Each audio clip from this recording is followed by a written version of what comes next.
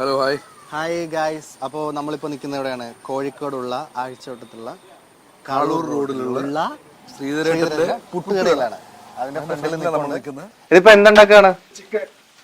Chicken കറി, നാടൻ കറി. എങ്ങനെയാണ്? നാടൻ കറി. എന്തൊക്കെ ഐറ്റംസ് ആണ് ഇവിടെ? മട്ടൻ, കടുക്ക, മട്ടൻ എന്ത് ചെയ്താണ്? മട്ടൻ ഇഷ്ടു ആയിട്ട് മട്ടൻ ഇഷ്ടു. കടുക്ക കല്ലുമുക്ക. പിന്നെ ഐറ്റം ഉള്ളത് പിന്നെ ചെമ്മീൻ ഫ്രൈ. കൂന്തൽ ഫ്രൈ.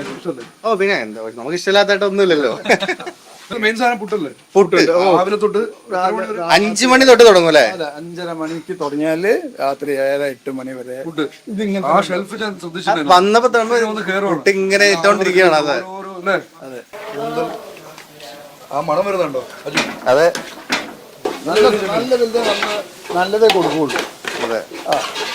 അയില ഇവിടെ നിക്കുമ്പോ തന്നെ നല്ല മണം വരുന്നു. അപ്പൊ എല്ലാ സൈഡിൽ നിന്നും പല സ്മെല്ലും വരുന്നുണ്ട്. അതെ, കടുക്ക, കല്ലുമക്കായാണ്.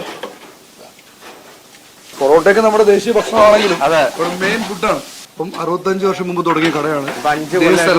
ഇതേ സ്ഥലത്ത് തന്നെ ചെറിയ കടയായിരുന്നു, ഓടിട്ട കടയായിരുന്നു അല്ലേ? 3 അടുക്ക് 4 അടുക്കുള്ള മുളയുടെ 3 കുറ്റി വെച്ചിട്ടാണ് പുട്ട് റെഡി ആയിക്കൊണ്ടിരിക്കുന്നത്. ഓരോ ഐറ്റം ടേസ്റ്റ് ചെയ്ത് നോക്കാം. മട്ടൻ സ്റ്റൂ, കല്ലുമക്ക, ചെമ്മീൻ, സോറി, കല്ലുമക്ക, കൂന്തൽ. അപ്പോ ഞാൻ ചെമ്മീനിൽ തുടങ്ങാൻ പോവാണ്. ഏതാന്നുള്ളത് ഇതിൽ നിന്ന് തുടങ്ങാം. ചെമ്മീൻ എപ്പടി ഉണ്ടെന്ന് നോക്കാം.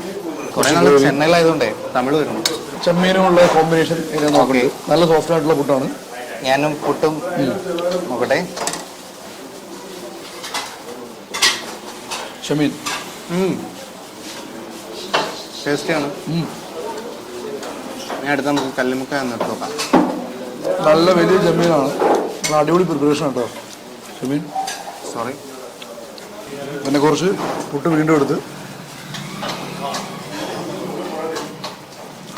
നല്ല ഗുഡൻ ടേസ്റ്റാണ്. നന്നായി കേട്ടോ. അടുത്തത് ചെമ്മീൻ. എൻ്റെ ഏറ്റവും ഫേവറേറ്റ് ചെമ്മീനാണ്. ചെമ്മീൻ ഇങ്ങനെ എടുത്ത് ഇങ്ങനെ വെച്ച് ഇനി ഇത്രയും എടുത്ത് കഴിഞ്ഞിട്ട് ഈ മട്ടൻ സ്റ്റൂ എടുത്തില്ലേ? മട്ടൻ എന്തോ അതുകൊണ്ട് കുറച്ച് നിനക്ക് വേണ്ടിയിട്ടല്ല, നിനക്ക് താല്പര്യം കൊണ്ടല്ല. അല്ലല്ല, മട്ടൻ സ്റ്റൂ കുറച്ചെടുത്ത് കുറച്ച് പുട്ടെടുത്ത് ധൃതിയില്ലല്ലോ. നാല് ടേസ്റ്റ്. അപ്പം എന്തായാലും ശ്രീധരേട്ടന്റെ പുട്ടുകട പറഞ്ഞതുപോലെ തന്നെ പുട്ടും കുറെ കറികളും എല്ലാം നല്ല അസാധ്യമായിട്ടുണ്ട്. കോഴിക്കോട് വന്നിട്ട് സുലൈമാനി കഴിക്കാതെ എന്താ? എന്ത് കഴിച്ചാലും സുലൈമാനി മസ്റ്റാണ്.